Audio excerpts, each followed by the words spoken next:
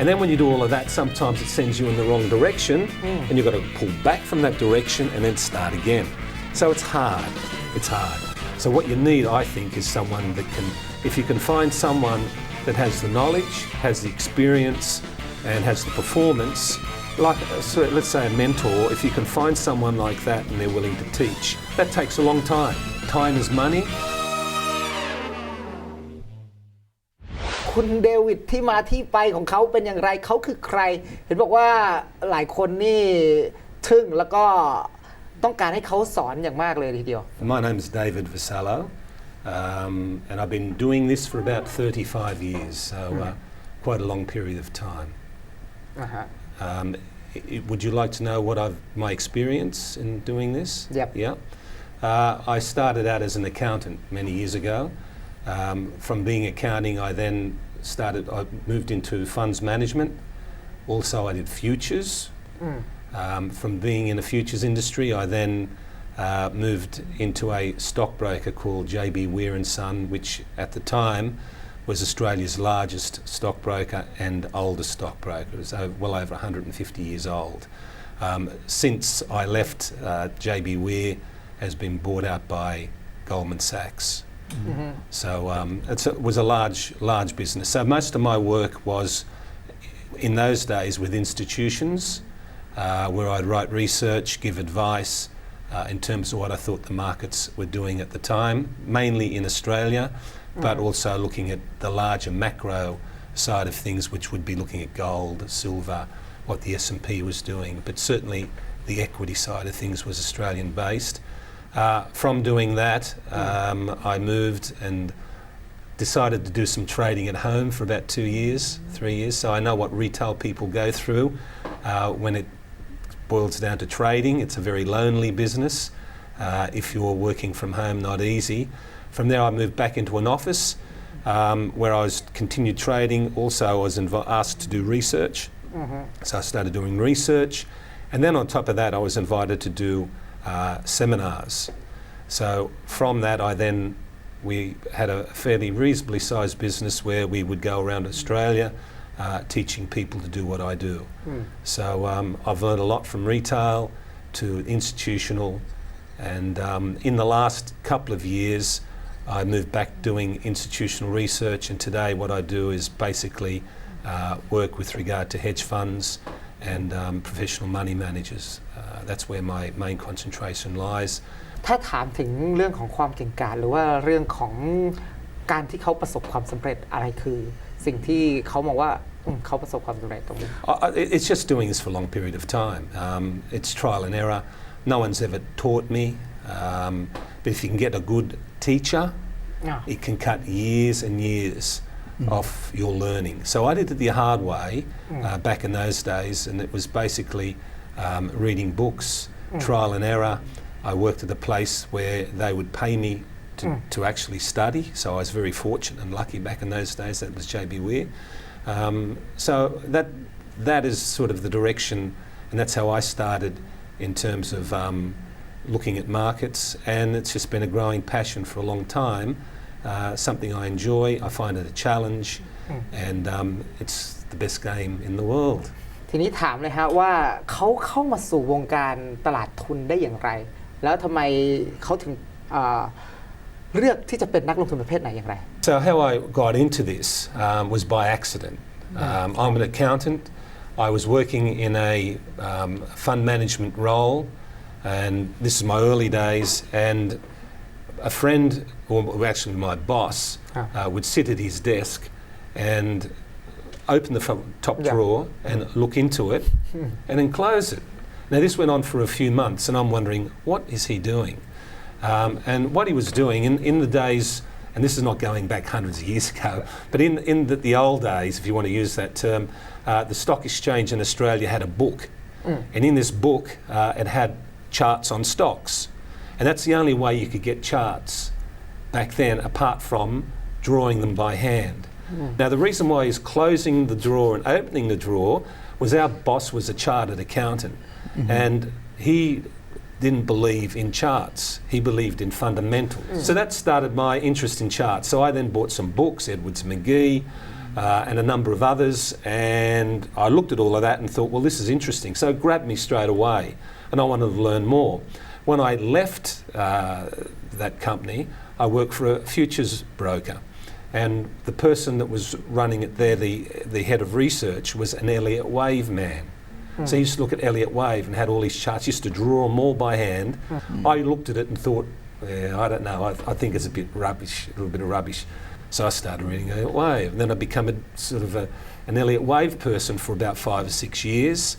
And then it just kept rolling on from there. And what I've really done over all my life is studied, looked at different methods from Gann theory, Elliott Wave theory, and I've taken all of that and now I've pulled it to pieces. And I've taken out of all of that theory what I think works and what works for me.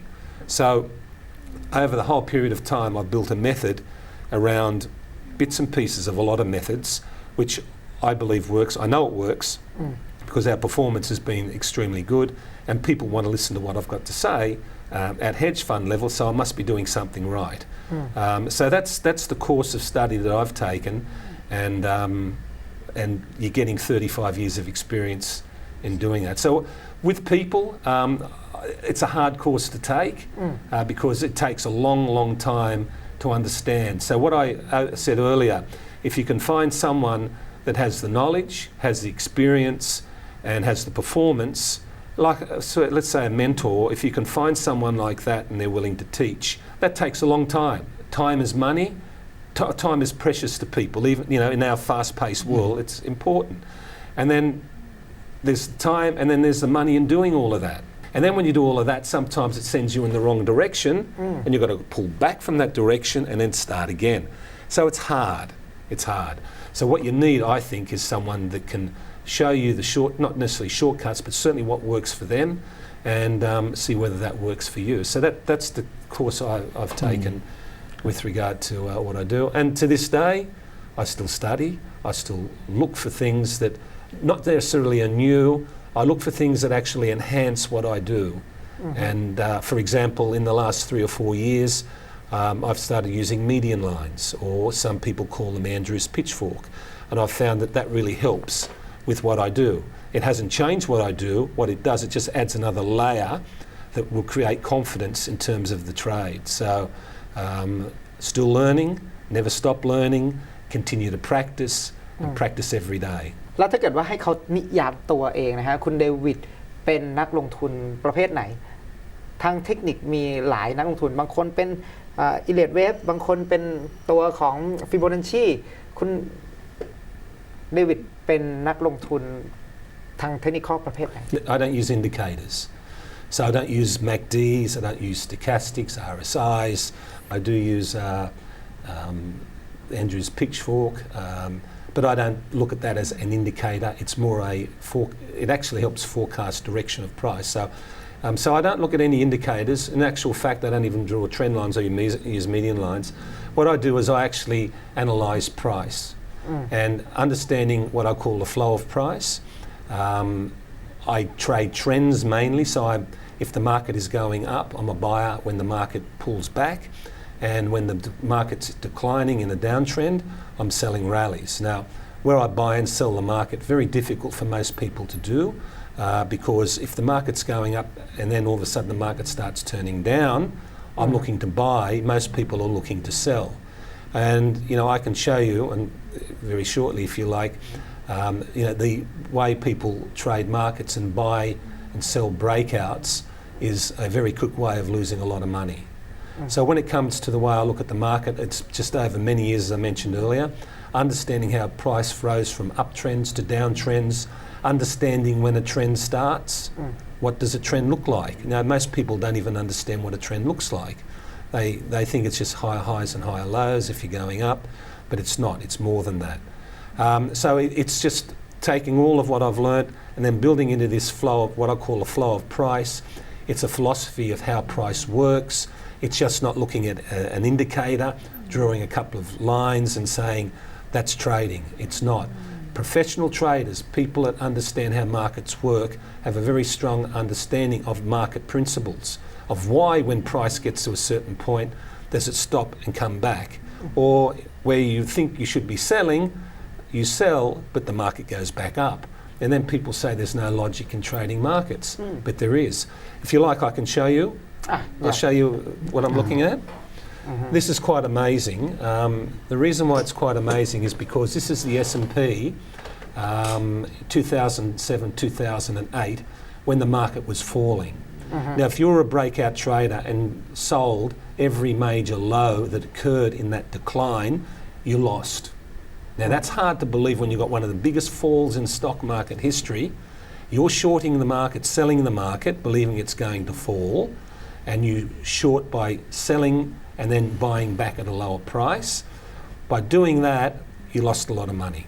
And you sit back and you're saying this is collapsing, yet I'm losing money, shorting it, selling it. ใช่ So one of the principles I talk about is this failed breakout area. You don't want to be buying when price breaks below a low. You don't want to be buying when price breaks above a high.